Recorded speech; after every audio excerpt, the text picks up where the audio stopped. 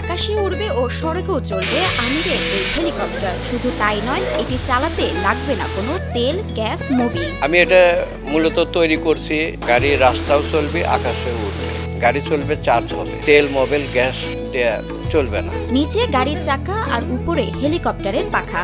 সড়কে দ্রুত গতিতে চলা, আকাশে মেঘের বুকে চলা সহ 3-in-1 এই যন্ত্র বানিয়েছেন 65 বছর বয়সী আমির হোসেন।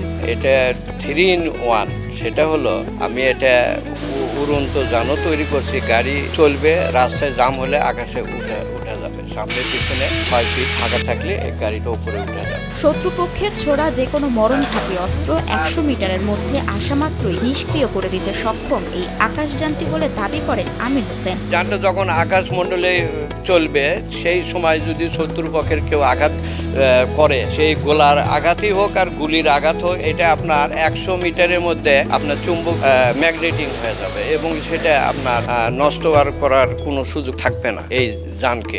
সাদা রঙের হেলিকপ্টারে রয়েছে দুটি পাখা, নিচে সামনে দুটি ও পেছনে দুটি চাকা, চালক সহ 4 জনের অনায়াসেই বসার জায়গা। আর রাস্তায় চলতে চলতে ইচ্ছা হলেই আকাশের মেঘমালায় স্পর্শ করবে এই হেলিকপ্টার। আমার আশা যে এটা 100 উড়ন্ত যান করা যাবে, কোনো সমস্যা নাই। কার্বন ফাইবার, বেরিলিয়াম ধাতু, গ্রাফাইট এর সংমিশ্রণে তৈরি এই যান, সাথে আছে ম্যাগনেটিক সিস্টেম। এটা আপনার কার্বন ফাইবার, বেরিলিয়াম ধাতু এবং কিছু গ্রাফাইটের সংমিশ্রণে এই বডিটা তৈরি করা, যাতে আপনার কোনো ইয়েতে আক্রান্ত হলে যাতে নষ্ট না হয়। মোনালিসা হেভি ফ্লো 15 পিস প্যাকেটের সাথে 8 পিসের একটি প্যাকেট একদম ফ্রি। গত 3 বছর ধরে এই যন্ত্রের উপর নিজের শ্রম দিচ্ছেন আমির। তার সঙ্গ দিয়েছেন আরো বেশ কয়েকজন। খরচা হয়েছে 12 থেকে 14 লাখ টাকা। তবে এখানেই শেষ নয়, প্রয়োজন আরো 10 থেকে 12 লাখ টাকার।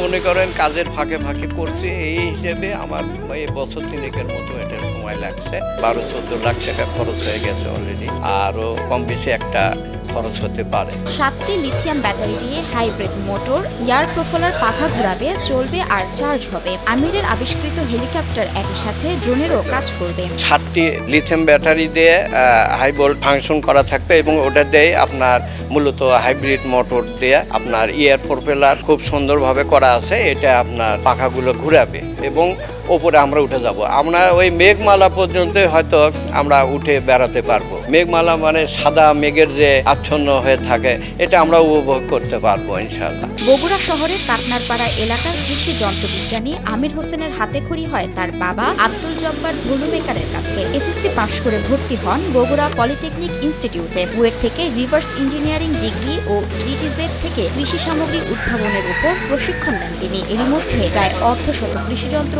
আবিষ্কার করেছেন তিনি। দেশি বিদেশি উদ্যোক্তারা তার সাথে যৌথভাবে বিনিয়োগ করে কাজ করলে তিনি এই যানের পাশাপাশি কৃষিযন্ত্র, অন্যান্য গাড়িও তৈরি করতে পারবেন বলে জানান। বিনিয়োগ যারা করতে আগ্রহী বিদেশি, আমি তো মনে করি আমি তো কৃষকে 46টা আইটেমের কৃষি যন্ত্রপাতি তৈরি করি। এই দিকেও একটা করা যাবে, গাড়ি উন্নত মানের গাড়ি তৈরি করা যাবে, পরিবেশ বান্ধব গাড়ি চলবে, চার্জ হবে। এটা আপনার এই যে ইলেকট্রিক অপচয় হচ্ছে, চার্জের গাড়িগুলো, এগুলো রাস্তায় চলিচ্ছে, এতে ইলেকট্রিক ফাংশন, ইলেকট্রিক খরচটা বেশি হচ্ছে, এটা লাগবে না। এছাড়াও আকাশযানটির বডি স্ট্রাকচার জ্যামিতিক মাপ অনুসারে তৈরি করা হয়েছে, তাই দুর্ঘটনারও কোনো সম্ভাবনা থাকবে না বলেও দাবি করেন আমির। এটা জ্যামিতিক মাপজোক এবং যেগুলো বিদেশি হেলিকপ্টারের মাপজোক এটাতে আছে। এদিকে বিদেশি হেলিকপ্টারের আদলে তৈরি এই যান দেখে উচ্ছ্বসিত এলাকাবাসী। ইয়ং জেনারেশন এবং যে কিশোরেরা আছে এরা দেখে উদ্ভাবিত হবে এবং তারাও হেলিকপ্টার বা এরকম প্রযুক্তি নিয়ে কিছু উদ্ভাবন করার চিন্তা করবে।